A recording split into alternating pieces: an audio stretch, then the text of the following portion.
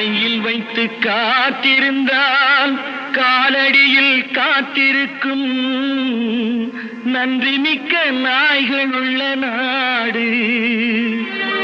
இதில் சொந்தமின்றி பந்தமின்றி வந்த வழி நினைவுமின்றி பிள்ளைகளும் பிறந்திருக்கும் வீடு.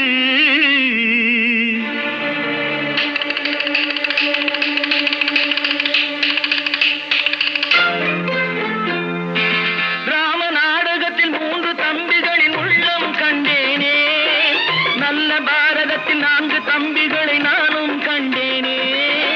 ராம நாடகத்தில் 3 தம்பிகளின் உள்ளம் கண்டேனே, நல்ல பாரதத்தில் 4 தம்பிகளை நான்